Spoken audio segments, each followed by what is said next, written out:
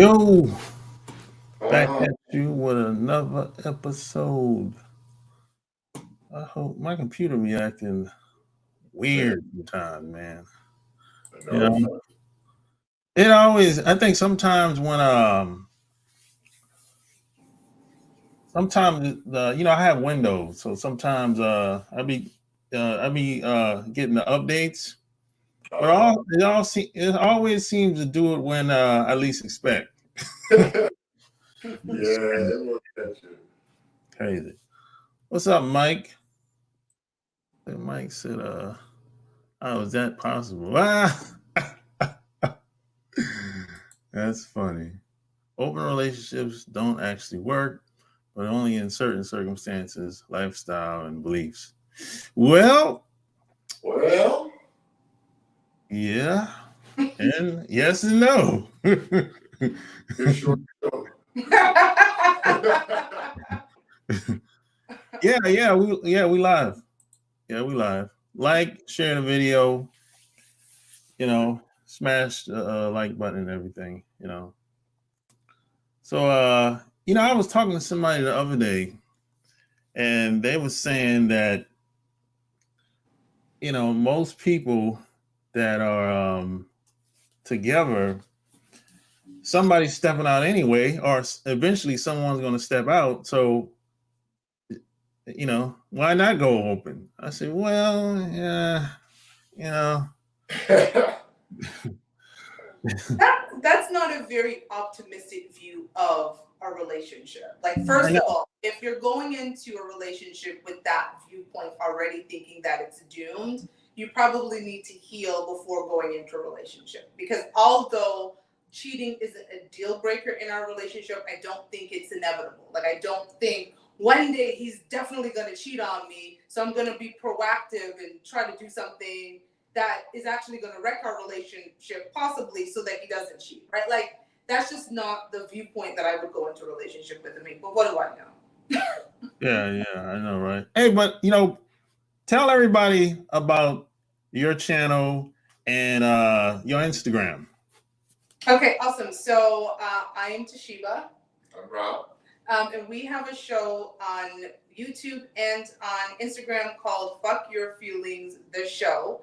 And we talk about our relationship and how that idea of effing your feelings in the relationship is actually what's going to keep us together. Because our goal is to change the conversation around Black relationships. And we feel like there's a lot of things that people don't say about relationships in fear of hurting the other person's feelings. And so our big thing was, when we're in that space, I make sure that my feelings don't invalidate his and his feelings don't invalidate me, because we never want to make a permanent decision based on temporary feelings.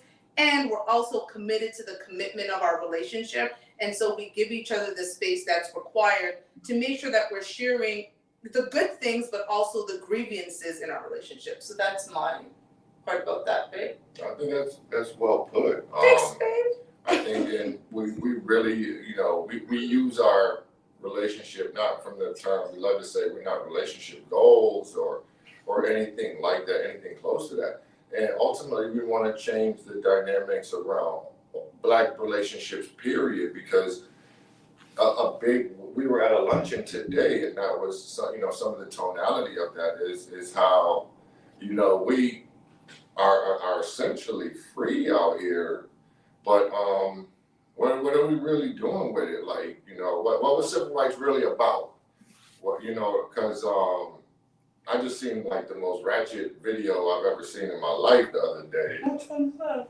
Oh, it was a spin on that F&F song, but it was Shorty down at the Planned Parenthood talking about she was going to get her an abortion. What's F and F? Fuck nigga free. Oh, see, I don't know. Oh, I'm old. I don't. He's like, we got cultural differences, and sometimes I swear to God, I'm the older person in the relationship. Because I'm like, I don't know what it is. Yeah, Well, I got it. I knew what we was talking about. Listen, it couldn't have been more ratchet than me watching Kendra G the other day. And if you don't know, Kendra G is a dating show. Anyways, she had a woman that had 7 kids on, who was currently pregnant with her 8th. that was looking for a relationship. No. She ain't got a chance in hell for. I don't 7 even think. kids. I think she was 29. She was still in her 20s, and she was pregnant with her 8th, saying that she needs to find love. And I thought this is what we're talking about. Let's change the conversation, because whether we want it, because I can say a lot of things about those women, that woman, but I think it's like there were several men who kept going to her and knowing that if she got pregnant, she was going to keep the baby. Like after the second child, I think the 3rd, 4th, 5th, 6th, 7th, 8th men. No, there's only 7 men because she has a pair of twins. So there was 7 men. Let's say 5 men after the first 2 who kept not realizing like this woman is for the streets. And if I get her pregnant, she's gonna have this baby because she already had 2 by 2 different men. But I digress, and that's what we're talking about. Like when we talk about we need to change the conversation, some of the stuff that's going on, we need to feel shame again. And I love these types of conversations because we really are the type of people who are like, listen, we are an open book. We're not gonna not tell you what's going on. We're very open in terms of what's going on because we have conversations around everything. We are both in our 40s. We're going to be on our second marriages.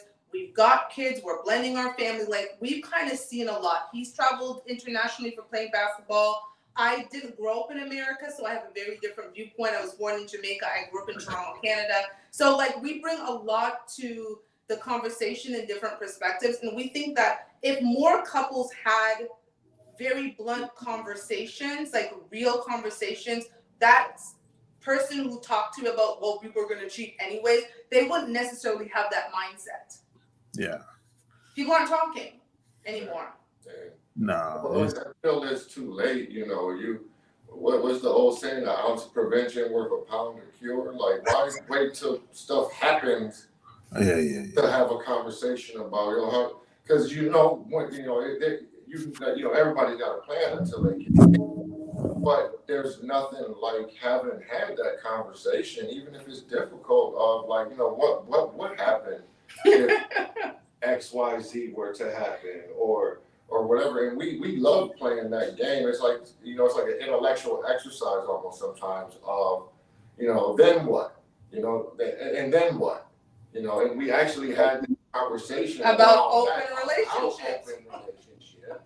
And I just was kind of like, okay, like let's definitely have this conversation then. And when you keep going to then what a little bit, really like it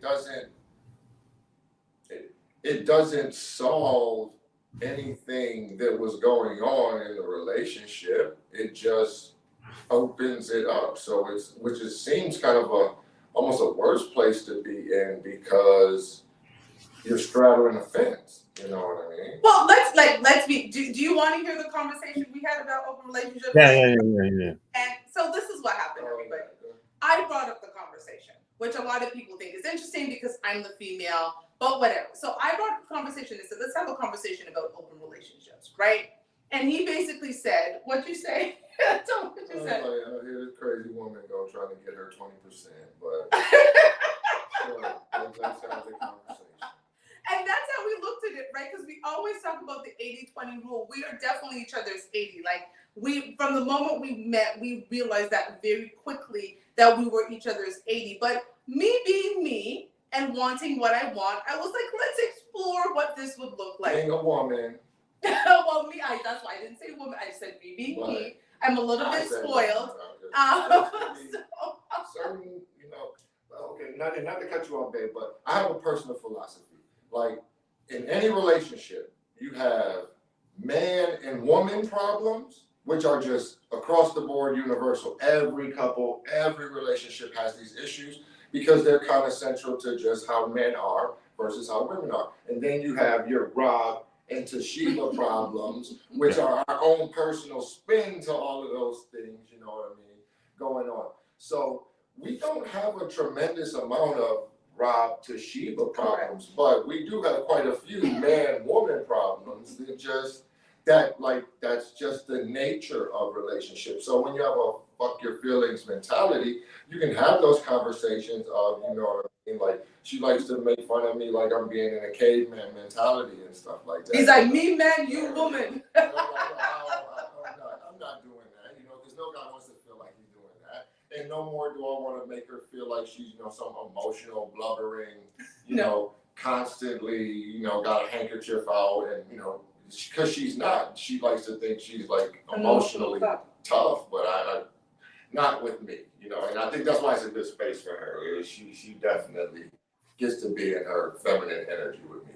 So back to the conversation. So after he basically said this crazy woman is trying to get her 20%, we started going down the path. And he looked at me and he said, what would this even look like? And I was like, to be honest, I don't know. So let's talk about it. And what we determined was it would be him out in the strip clubs doing the most, while I would be out on these highfalutin dates, okay, doing the most in my own way. And he was like, absolutely not. And also, what do I look like taking you back home after you have probably been courtside at the Phoenix Suns game? Because if I'm going to date an open relationship, I'm going to level up. Like, I'm not in an open relationship to get less than my man, right? I'm in an open relationship to get better than my man. And my man is at a very high standard as it is. So yes, I'm going to be at the Phoenix Suns game. I'm going to be courtside. I'm going to be living my best life. And he said, what do I look like you now coming home from these dates? Like, what are we going to talk about? Like, babe, how was your date? Like, what is this conversation that we're having? And he's like, no man wants to also picture his woman with her legs up in the air being dominated by no other man. Facts. It's me personally, I couldn't I'm with him. I couldn't do it. I don't want to say no, man, because that would like alienate people. And there's some guys out here that do this it. Man, this man. Because it's just, I am of the mentality of, you know, like most men, every man that came before me, like, ain't my crime, I'm not doing that time, and it's irrelevant. We're moving forward from that point. But after she's been with another man, I don't see how I can look at her the same way and still feel all of the sense of duty and responsibility that I feel towards her when she got a whole boyfriend out there somewhere. Yeah. And you know what, the part for me that was kind of like an absolutely not, I have a certain reverence for him, right? Like, I'm actually obsessed with him. And I feel that part of my duty as a woman is to represent him well while I'm out in these streets, right? So whether we're together or not, whether, you know what I'm saying, like, this is his woman and I represent him well. And I just started to thinking, now I'm giving myself emotionally and or physically to another man. And in some ways, it's a completely disregard and disrespect for him. And if my goal, again, is to ensure that I'm always making sure he looks good and I'm always representing him in a highlight, what does it look like when another man has something over him? Like you said, the men who came before him, not his problem. But now there's a man who's come after him while I'm with him. Oh no, they're going to look at him like he's a punk ass. You know what? Yeah. Because how could they not? Because you know what those men are going to say? You've got such a good woman. How could you allow her to be with other men? And it's just the nature. We had a whole show about why I invariably feel that cheating is very, very different for men than it is for women. Because when you're a man, sex does not come easily. So to be able to have abundant sex as a man, you have to really have made yourself into someone. Now, I'm not recommending, you know, going out there womanizing, doing that. But look, when you're out there moving, you're looking good, you're smelling good, you're feeling good about yourself, you are going to be attractive to other women. Yeah. Sometimes things can happen, and that's kind of the limits of where we put that. You know, I would quote unquote, you know, like cheating is not a deal breaker.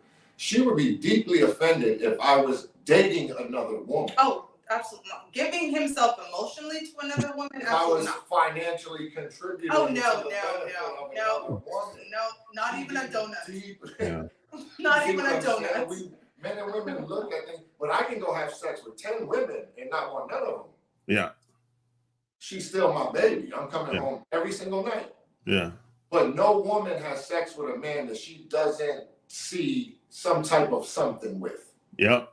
But we talk about that every time a woman has sex with hoping the man's gonna keep her. is because she wants him to keep her, right? Like most women want the man that they give themselves with to keep them, right? And I say most, not all, but it's a large majority. Sex has been our power. It's our feminine wiles. That's why they talk about feminine wiles. And a lot of women go out there, and that's the thing. They want to attract a type of man, and then by giving herself to him, she thinks, oh my God, then he will want to keep me. So for Rob, it was one of those things where if you're going out there and you're giving yourself freely and willingly to another man, you want to be kept by him. And so what are you doing in this relationship if you want to be kept by another man? Yeah. You know, I personally, I don't. Yeah, I'm kind of territorial. You know, I'll be thinking like, see, I don't know that guy over there. You know, I don't know if he's trying to get at me. I don't know if he's trying to scheme up on me. That's how I think. So I like just. And I would even put it to a point because here's for instance, you know, the type of guy I am. When we're out in public, another man can compliment her in front of me, and I don't feel disrespected or threatened about that at all. My response usually, I know. Yeah, exactly. So beautiful. I know. Yeah. I know. And thank you for appreciating that. But it's I think the energy you give is the energy you get sometimes. Sometimes it's legitimately, it's just like, you lucky, bro, almost, or something like that. You know what I mean? That's how I tend to take it. But there's certain men that's highly offensive for you to do something. Oh, yeah. You know what I mean? Like, that's almost fighting. And, you know, so it's very interesting how, you know, intersexual dynamics work, because it varies from couple to couple, but then there's certain man-women things. Yes, there are men that enjoy seeing another man pleasure their woman, but not most.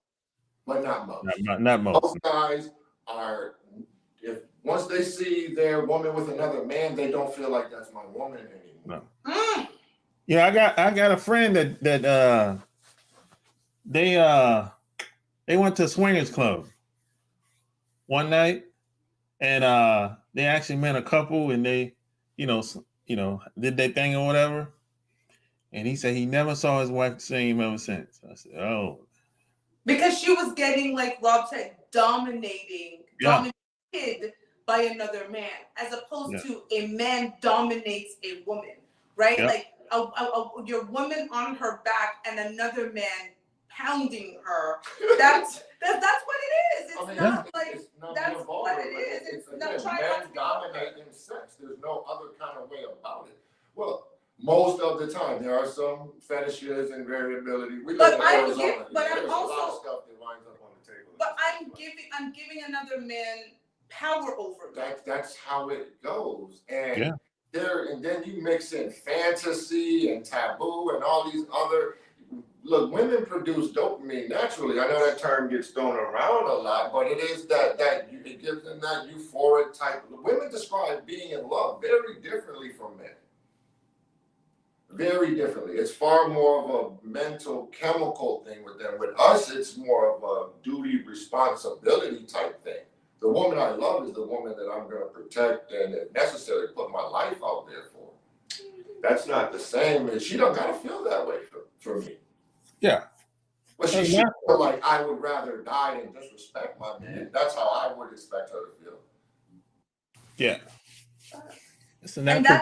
And that's disrespectful. And again, to each his own, because we don't judge, right? We're just like, we understand, like, we wouldn't do an open relationship, but we've made it very clear and very open, because I'm a bisexual woman. We're open to adding a third, right? Yeah. And there are a lot of people who could look at that and go, well, oh my God, isn't that having an open relationship? And it's not, because an open relationship is I get to go up there and do me, and he gets to go up there and do him. And like, what am I checking in with him and telling him this is the guy and this, like, that's ridiculous. Where with adding a third, there's a vetting process. We've agreed upon certain things. Like, we have to make sure that the energies align. You know what I'm saying? Like, it's for both of us. It isn't just I'm not going to be away, visiting friends on a girls trip and I come home and they're smacking cheeks. Like, that's not going to happen. We have rules and guidelines about how the relationship is run, right? Because at the end of the day, we are the primary focus, right? I imagine she'd be on the girls trip with you. I would imagine she would be on the girls trip with me. She not staying home with you.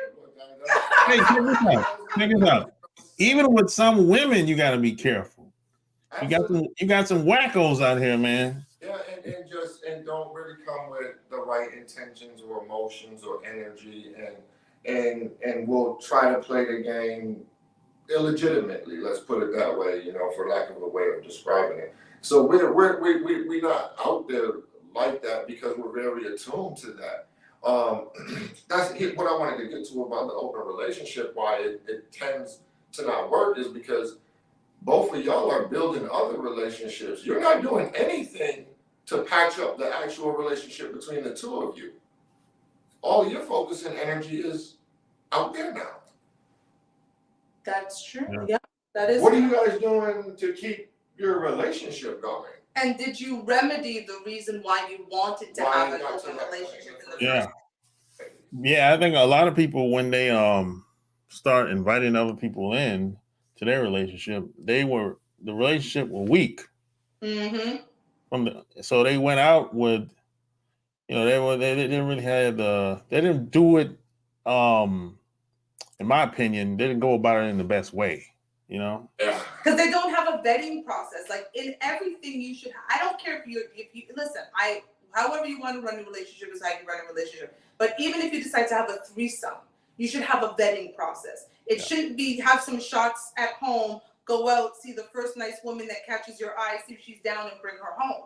Like, that shouldn't be your vetting process. Like, we have even talked about what a vetting process would look like with a threesome. Well, a threesome partner definitely looks different than a third, but she still has to align with our energy. What kind of energy does she look, what kind of energy does she have when we speak to her? Is it someone we'd want to talk to again, right? Like, we're not looking for, as Rob would say, a 304, right? Like, we're looking for a woman who's actually intellectual and all of these different things. Like, she tells me she's got, 3 kids and 3 different fathers. She's already dismissed. Like, one of our questions, funny enough, for us is we want to know what women thought of Kevin Samuels. Yeah, absolutely. That's actually one of our vetting questions. How did you view Kevin Samuels? I am a huge fan of Kevin Samuels. I cried real tears when Kevin said, we found out right before we went on air for our show, and like, my energy, like, I appreciated him because he reminds me of the older Black men that I grew up with, right? Yeah. One of whom is my father, right? Straight to the point, very traditional. This is how life is supposed to be. No holds barred. That's just how it is. And so for me, especially with a West Indian and Jamaican background, for me, his tough love was exactly what most of these women needed. So for us, if your answer is, I'm glad he's dead, you're automatically dismissed. Yeah. Like, it's not even, I don't care how hot you are. I don't care if every man around rates you a 10, right? You're not for us, because already that mentality that you have means that you're not open to, one, first of all, critique and constructive criticism. And you think that you're so good that you can't change, that you can't learn. And I think that's what a lot of these women felt like. They come in and they're just like, I hate what he had to say, but then they misquote what he had to say. They didn't take the time to take a look and say, why is he saying what he's saying? Does it apply to me? If it applies to me, is there a change that I need to make? Is it the reason my life is the way it is? Like, nobody really they felt it was all in their feelings, and then they hated him. So a woman who can say, I may not have appreciated what he said when he said it, but when I stepped back and I started looking at my life and the people around me, I was like, you know what? He may have a point. They don't have to be a fan and be fanning over him and, cry like I did, but they need to at least have been able to be reflective enough. That's the word. Reflective enough in what he was saying. And to chime in on the reflective time, you know, I wanted to double back to what you were saying about your partner, how, you know, he said, like, you know, it was difficult for him to look at his old lady the same after they had, you know, had that evening that they had. And that's one of those, it's like, they obviously don't have fuck your feelings type of conversations, because how in the world do you get to a venue to participate in that type of lifestyle event? And you guys haven't even talked about, like, what the ride home looks like. What the next day looks like. No. You know, what the next week looks like. No, he didn't even go about, he didn't put a lot of thought into it. Have to go through that to realize that he was not going to like that. I think the conversation would have got him to the, if she would have been like, so babe, are you really sure, like, if you just see me out there, like,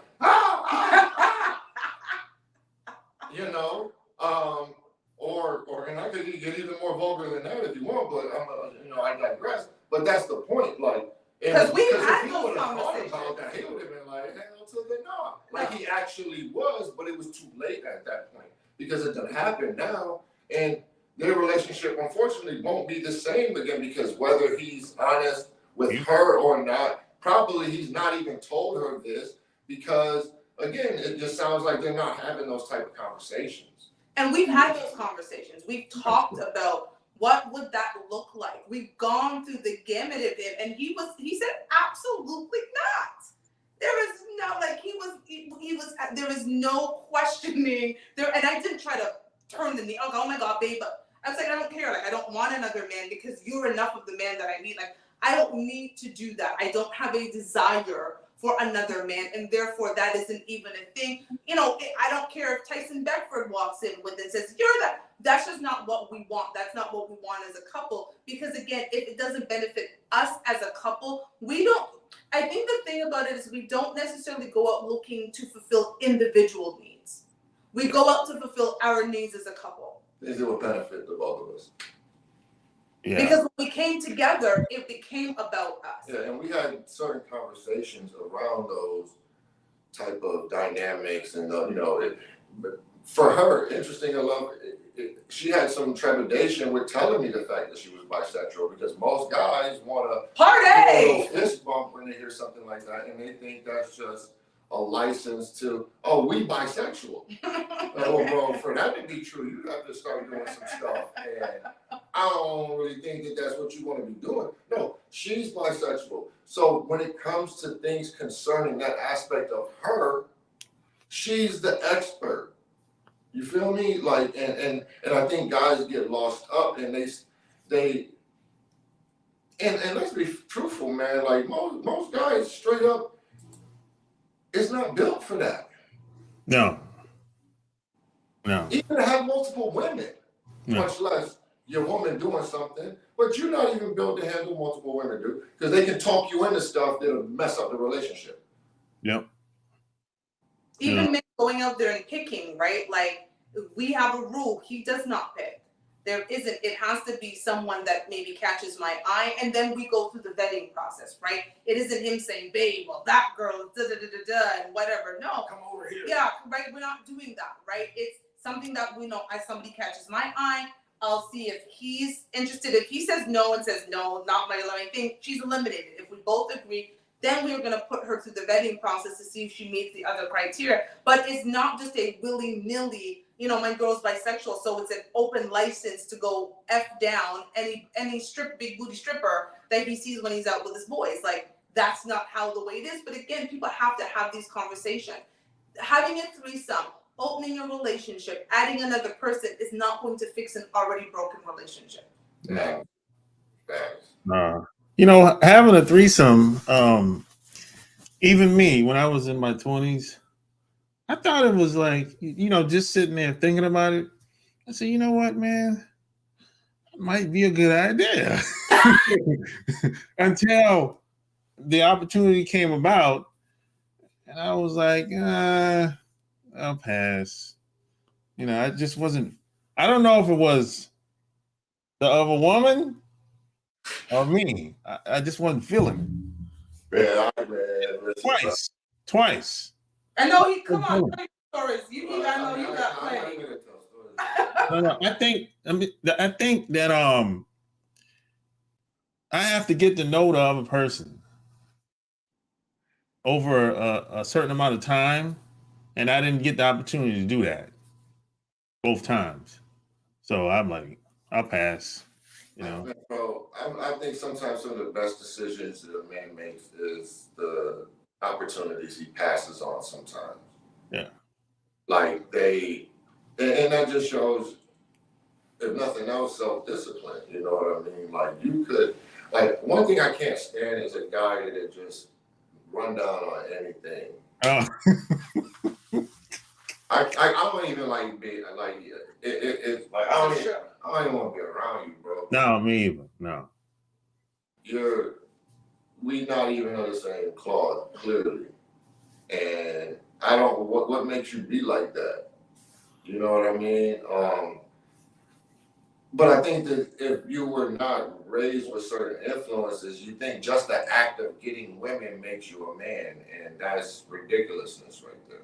It's the quality of the women you get that really should matter, and I think that was your thing. The quality of man that you provide to those women, like that's the whole other side of the coin. But yeah, that would have been your thing though. It was like I needed to get to understand who this person that I was about to have sex with, right? Like it is again not just the big booty woman who comes in and now you're ready to go, because that speaks not very highly of you.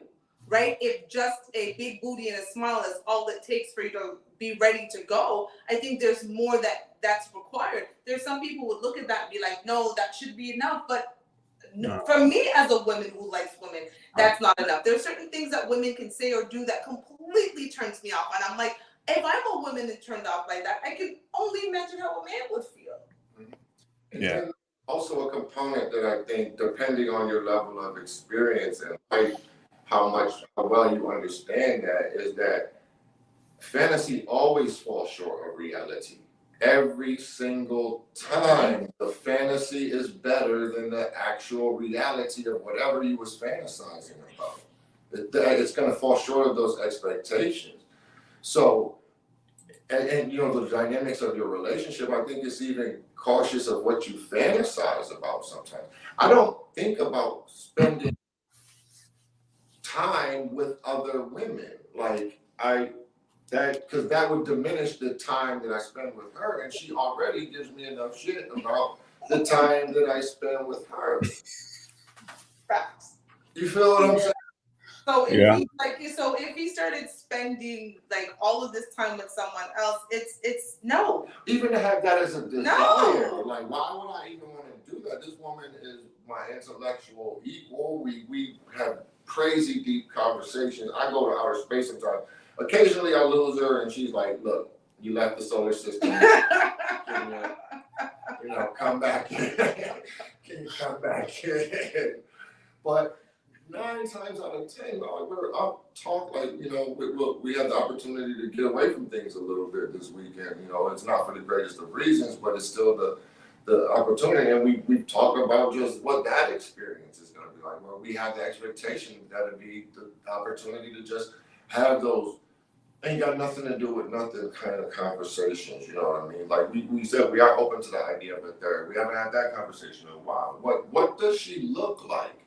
And I'm not talking physically, because that's probably the thing that we're least particular on outside of attractive. You know what I'm saying? But what quality, because again, I would never allow someone, like with your boy, ultimately it's on you, bro, because nothing can go on in this relationship that I ain't allowing. Like that's how it goes. The CEO doesn't get to blame nobody for the failure of the company, because your entire job is to make sure that folks is doing their job. And I think that if more men started approaching their relationship like that and stop letting women talk them into things, or feeling like the only way I can get her is to back away from, just to compromise certain, but like if like I don't understand how guys get with strippers and they have a problem with them being a stripper after 6 months. It's like, no, bro, you always have a problem, but you try to build the relationship with her, and then splam, it's almost the equivalent of like a woman being with you and it's casual, and then 6 months in, she's like, so what are we? Where are we going? And it's like, that's not what we talked about from day one, so why are we in this place now?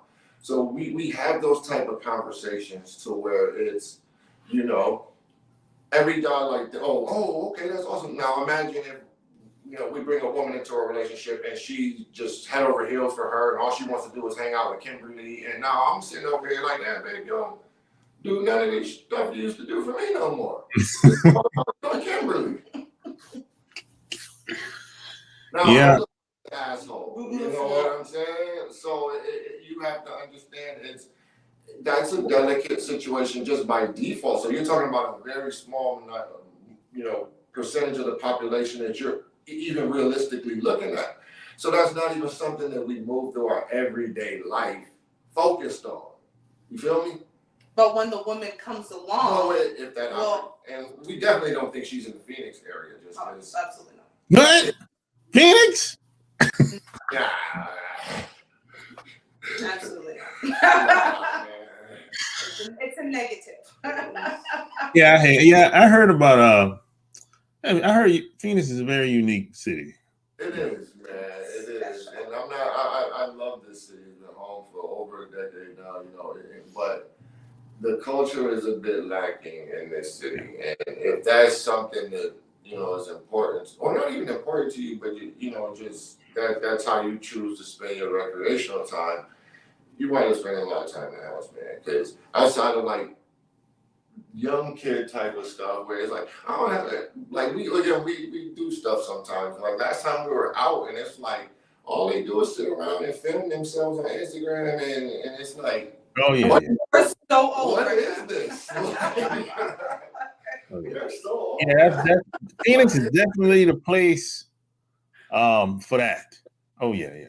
You meet a bunch of people out there. Oh yeah. It's just like everybody, she said it on the show the other night. I thought it was a really profound statement. I don't think she really understood how deep she said what she said is when she was in Miami last week, ironically on a girls trip, which, you know, most guys go, oh, you should let your woman take a girls trip because she gonna be out there, you know what? And then I'm like, maybe your woman is, and that's something you need to address with her, but I'm not really worried about that, and I know the quality of the women that she's going on the trip with, and they all have way too much to lose. Even less. Yeah. There's always an exception to the rule, you know what I'm saying? Yeah, so it's not something that I'm particularly worried about, you know. But you know, while she was out there, you know, she was at a rather prominent nightclub, and she was just like, there was a type of almost the word she used to describe it was desperation of just everybody there is trying to be somebody so they can meet somebody. You know what I mean? And I was already like, I have that somebody that a lot of these women would want to meet. And it was just, again, I've been to that club many a times. This is my God, I can't even count how many times I've been to Miami in the last decade. But like, it's my happy place. It's one of my favorite cities to go to. Yeah. And Me I too. just had surrounded by all of these people, and I'm watching the interactions between the male and the females and the people in the booths, and we were in the section where the DJ was, and so that's where everybody wanted to be because that's where the celebrities are. And I'm watching all of this stuff happening around me, right? And I'm just like, really, all of these women are here pretending to be somebody so they can meet somebody. That's what this whole song and dance is about. Yeah. And so, again, I have that somebody, and I value my somebody. And my somebody is, again, the man that these women want. They say they want over 6 feet. He's 6'9". He makes 6 figures, and he's over 6 inches. What do I look like going to ruin my relationship, my home, over a 3-night weekend? Oh no, I'm good. Mm-mm. Yeah. And you went to Club Live? I went to Live, exactly. Yeah. So you know the setup of that club, right? Yeah. Like everybody wants to be in that section that we were in, and so it was even like extra. Like it's funny because being in the other booths is one thing, but being up with the DJ is everybody wants to be extra. And of course, it's the pick and choose who comes in, and you know the women know that when they come in, they've qualified to be in that section, and so they like it was this whole dynamic, which. It was so, because it was my first girls trip since we've been together for the last almost 2 years.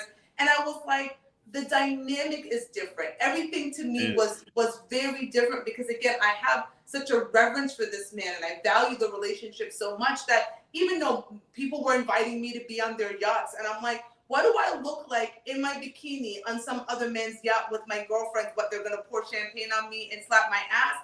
That's what that's about, right? Like, no, thank you. That's the one where I was like, I'm glad you didn't do that. I probably wouldn't have been. Oh no, you would have been very displeased. I'm fine for Miami, fine for Liv, shake your ass all you want, but like, because we, as men, we know what that yacht invitation is about. You know what I'm saying? And I'm like, that's a whole different type of situation right there. So. And that was not something I was going to walk into. The moment the conversation came up, I was like, I'm standing here in a skin-tight leather dress with all of my lady parts, boom, boom, boom, boom, showing. You're not trying to have a book meeting, sir. You want to see me in a bikini with my friends because you can see my friends all around me. And to me, even the thought of doing it, I felt was disrespectful for him, right? I don't do anything that disrespects him. I refuse, not in any way. And people could say he was in another part of the country and he'd never know. I'd know. So my biggest thing is when you think about these open relationships and bringing people into your relationships and going out there potentially cheating, at what cost? I know what it would cost me. I know what I would lose to have a moment of indiscretion. Because we've talked about what that would mean to him. And if I value him, then I know that I've had a different conversation with him where for me, it's like, if he physically gives himself to somebody else, I can forgive him. If he emotionally gives himself to somebody else, and if I see long text messages and, check our bank statement and he's taking her to the restaurants that we're going to, oh no, you are dead. It's dead. You can give your peen away. And I know for a lot of women that's crazy, but like, you can give your peen away. I'm not saying doing it freaking once a month, that's ridiculous. But you start giving you and those conversations that we're having, and oh no.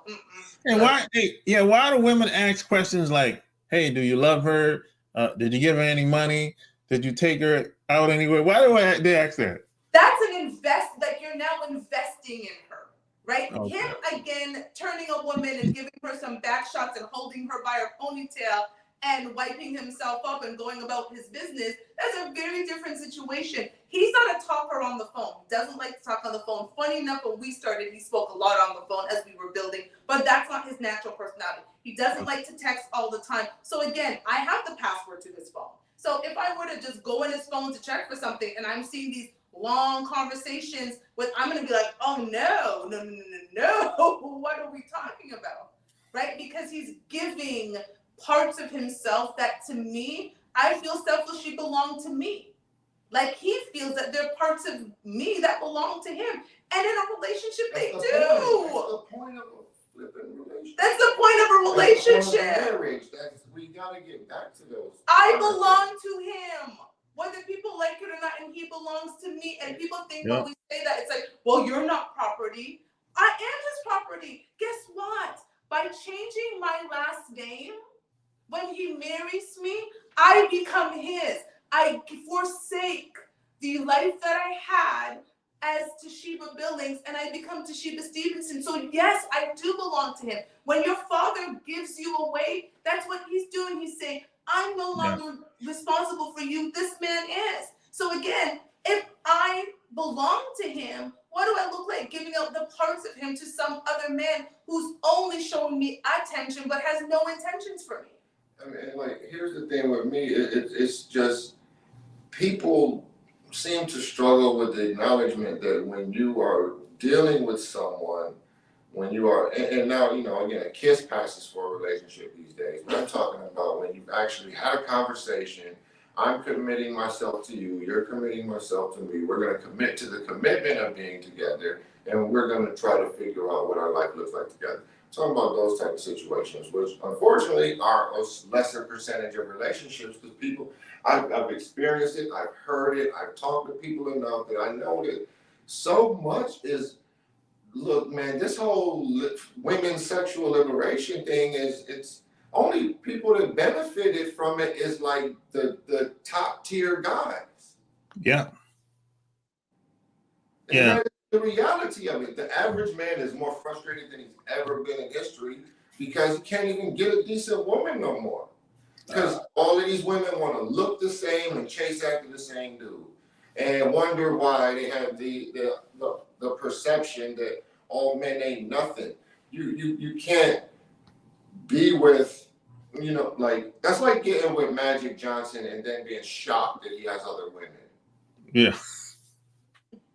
That's ridiculous. What are you talking about? If my daughter came home and told me something like that, I would be like, stop the cat. What are you talking about? Yeah. Of course he is. It's Magic Johnson. Did you not know who he was when you met him or something? Yeah. Like, what are you talking about?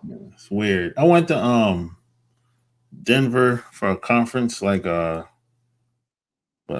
months ago, and I met this woman, and she was from I think Milwaukee, and we got in the conference was a real estate conference, right? Mm-hmm. So we started talking about, I don't know who brought it up, but we started talking about feminism, right? And I said that feminism has failed women. I said, look, women are more unhappy today, stress, high blood pressure, all kind of diseases and everything. They making money, but they need that money to pay their medical bills. Here's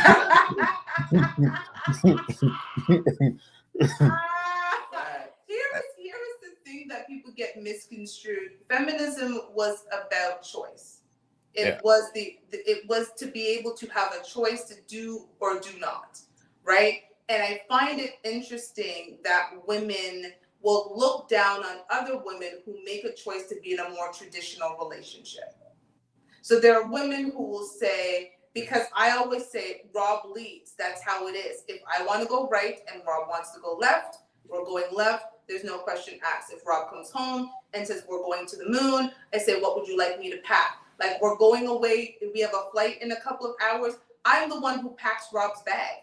I don't ever look at him to pack his bag. That's part of my job. I make a list of the things that he needs. I pack his bag. I iron his clothes. It is what it is, right? Like, that's how our relationship runs. And guess what? That is a choice that I made.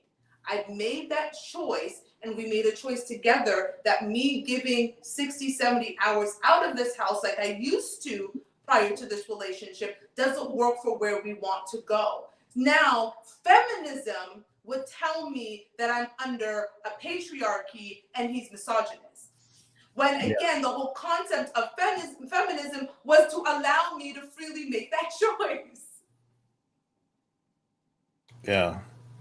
It's crazy, man. And the crazy thing is, by the time most women figure it out, they're 40 plus.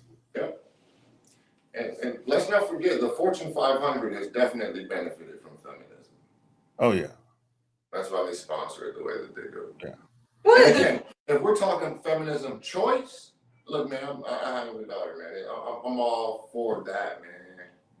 But when you're talking about feminism, like you're equal to me, like stop being ridiculous. That's ridiculous. Yeah. Like I'm never gonna concede. But see, that's what I talk about. I have a book called No Handouts for Black Girls, right? And I talk about this idea of equality. Why would you want to be equal to a man when there's so much great things about being a woman? Right?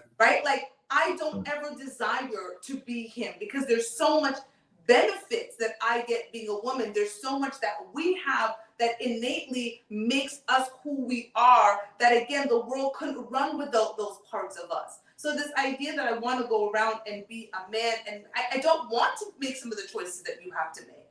And I don't. And honestly, speaking of, while we're on topic, I really think women better start paying attention because open your eyes a little bit since everybody woke these days, but really pay attention to some of the conversations that's going on around women and women's rights and see if your eyebrows don't peek up a little bit. Like, wow, interesting.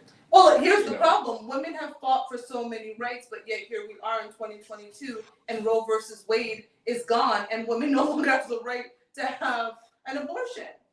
Do you understand what I'm saying? Like, so what have people really been fighting for? They've been focused on the wrong things because, again, they were able to do that like this.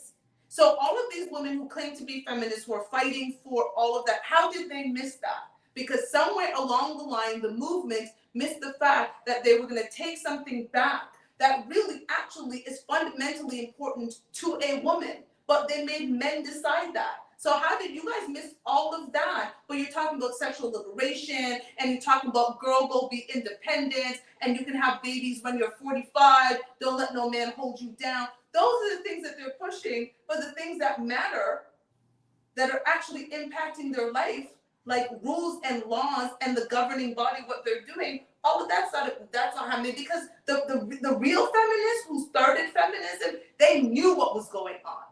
Yeah. They were in there. They understood that. This is some fake feminist crap. Yeah, like I said, we had an interesting luncheon today, and there was some old school, like when your grandpa was on the porch, ranting type of. You know those. Yeah. Yeah. It was that type of tone conversation, and just really like, and it really challenged me and motivated me. Like, what am I doing with the opportunities that were presented to me as, as a black man, as an American? Because, I could easily play victim on both of those fronts, but that victim mentality, if you notice, most people that look at their life with a victim's mentality, they're of a certain socioeconomic class, and I'm really not interested in living that kind of life. So I'm really on, man, screw who done harm me, like, man, pull that arrow back and keep going, boy. Like, that's more of my mentality. And we use that same thing in our relationship, right? Because we understand, and this is something we try to teach the kids, choices have consequences. Every choice you make, to go left or to go right, has a consequences. To go up or to go down, right? What college you go to, what job you take, they all have consequences. And so when you take it back to the open relationship, when you decide that you're going to do something like that, are you prepared for the consequences that are, because there's bound to be consequences. Yeah, man. Like, because here's the thing that I really was reflecting on after that luncheon is, and it did make me sad, because I'm old enough to kind of, that's one of the reasons I went to school in the South, is there's an abundance of old black men. And I think we want the most honest, realistic, truthful perspective on history. Talk to old black men, and they'll tell you some stuff.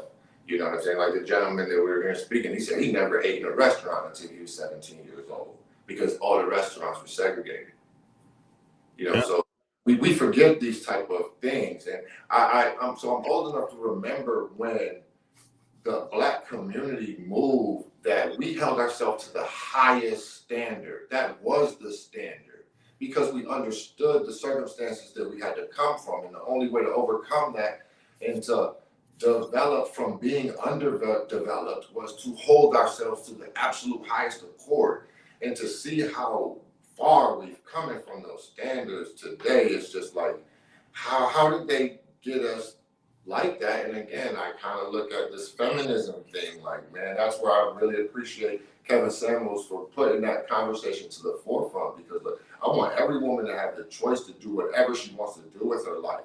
But again, men and women are not equal. Biology is not gender is not something that's created or made up, or it is a hardwired reality. And man, we look at this like, people want to argue 2 + 2 = 4 these days. Yeah, the bar is low today, man. In hell. It's low. The bar is in hell. It's low. The bar is in hell. But when we think even about the idea of sexual liberation, that came out of feminism. That came out of, you don't need to do what your father says, what your husband says. You can go out there and be you and we. That may have worked for some other people, but for black women, what has that brought? And all that weed, right? It's brought single mother. What is it? 80% of kids are being brought up in single mothers home raised by black women. Yeah. That's woo. All that woo got us. Like, I think it's no coincidence that you can correlate the rise of women's sexual liberation and feminism, all these things, with the erosion of society. Like, just from the perspective simply of one of my favorite comedians, Patrice O'Neal, had a joke where he used the term inappropriate. And he said that was a vaginal term, and that is women's jobs is to determine in society what is appropriate and what is inappropriate. So when women have lost sight on what is appropriate and inappropriate behavior, it's like the teacher not knowing how to teach. Well, or not even knowing nothing. You know, the teacher is up there writing up whatever on the chalkboard. Who knows what that gibberish up there is? Women raise families.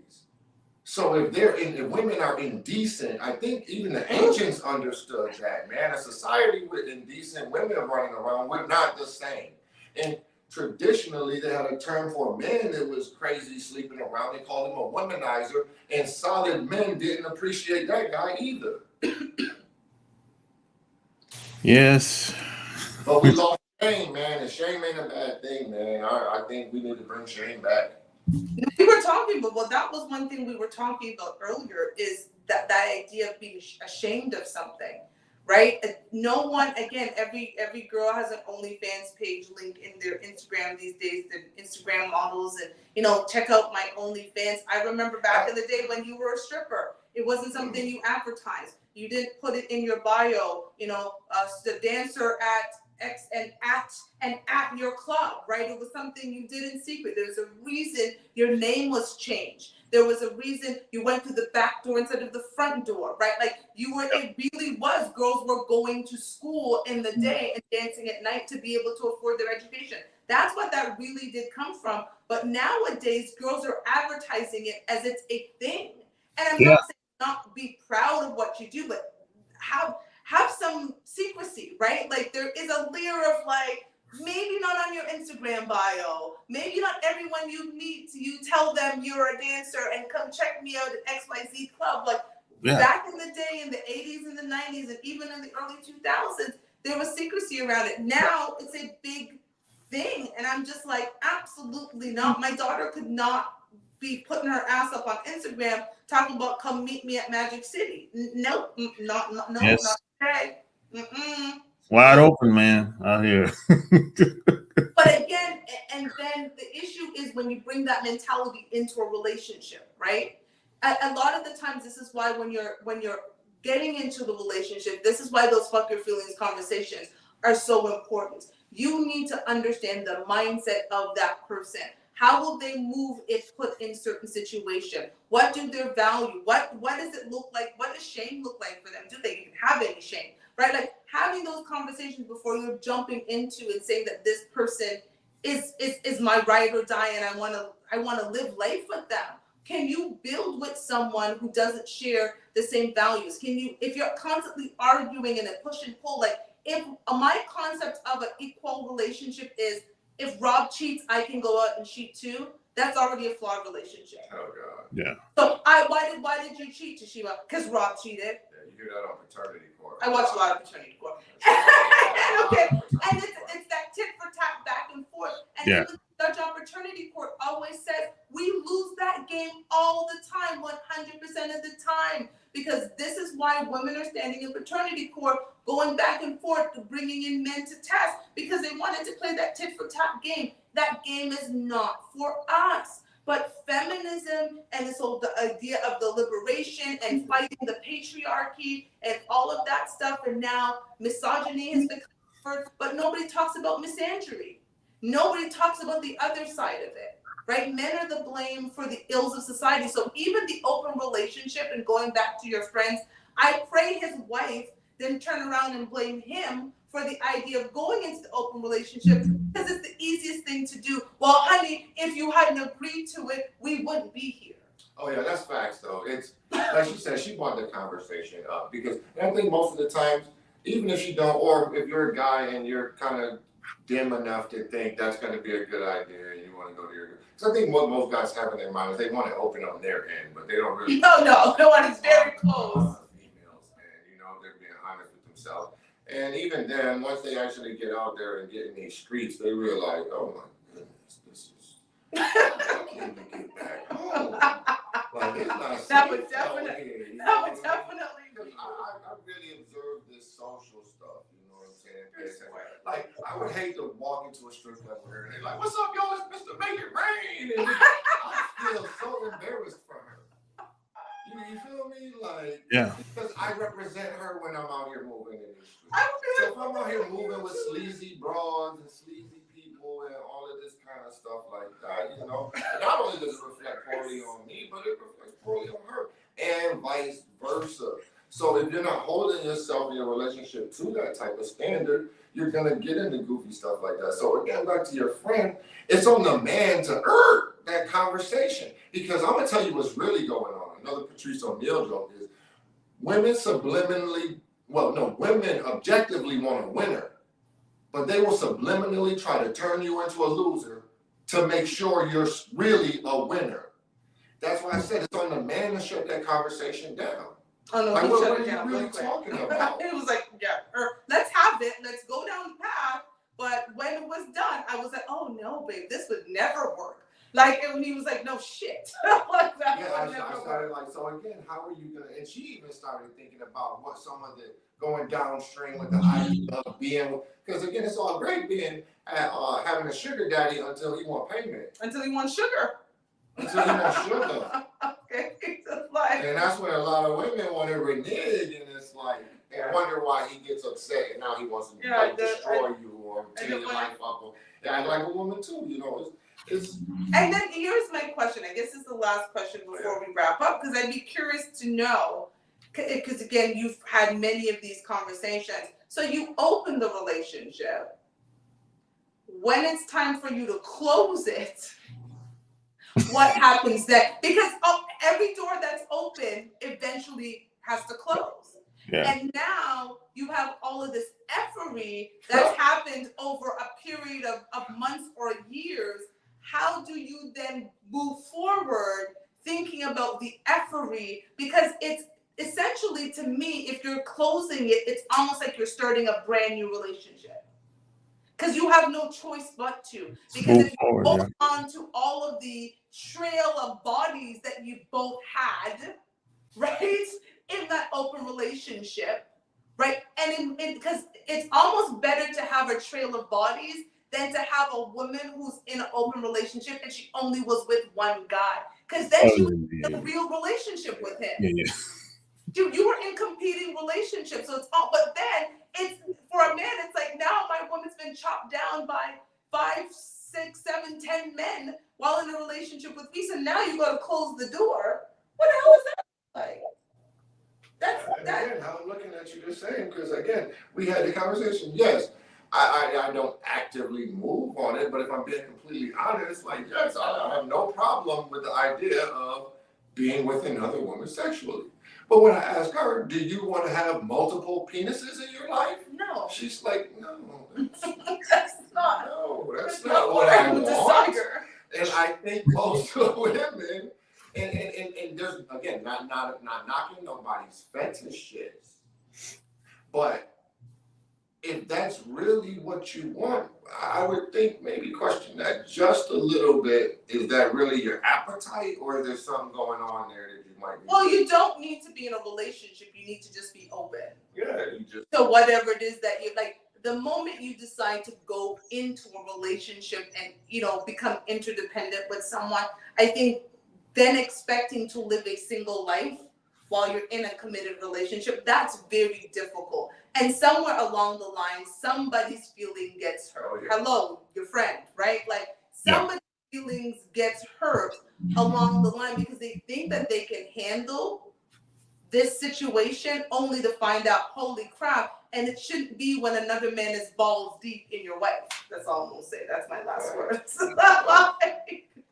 Cool, man. So, hey, where do people follow you at? Your Instagram, your YouTube? Yes, you can follow us on Instagram at Fuck Your Feelings The Show. And please also subscribe and watch our content on YouTube, also under the same name, Fuck Your Feelings The Show. We go live on Instagram and on YouTube every Thursday at 9:30 p.m. Eastern Time, 6:30 p.m. Pacific. We are a hoot. We are very open. We also said, you know, bring the smoke if people want it. If they think we're fake and phony and all that stuff. We want to hear it. So I enjoy that type of energy. I'm like, if you can actually best me, then I salute you. But I usually cut most people up and try to come for my head because they don't make no sense. They just mad at you.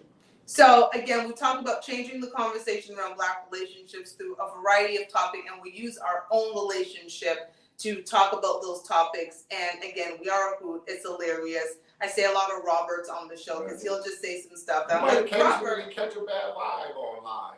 No, we've come on where we've been funky with each other, but we still do it, like, because we are committed to the commitment of the show. But that's what relationships are. We're not like, we've gone on where it's like right before we pressed live, we were fighting about something, and we went on, and you can still feel the energy, but we're still gonna do the show because that's life, right? Like that's relationships, and you got to keep pushing through it. And what does it look like? Oh, we're gonna cancel the show tonight because right now I'm not feeling you. No. I always feel better about it. Yeah, after the hour and a half. It's our therapy. That's Yeah. It saves me $250 per week. Pretty much. Appreciate it, guys. Appreciate the time. So very much. Yeah, we'll talk again soon. Yes, sir. Peace. Good one, everybody. Good night. Well, there you have it. Like, share this episode, and don't forget to check out the Love Can't Wait podcast. And until next time, we out. Peace. Da-da.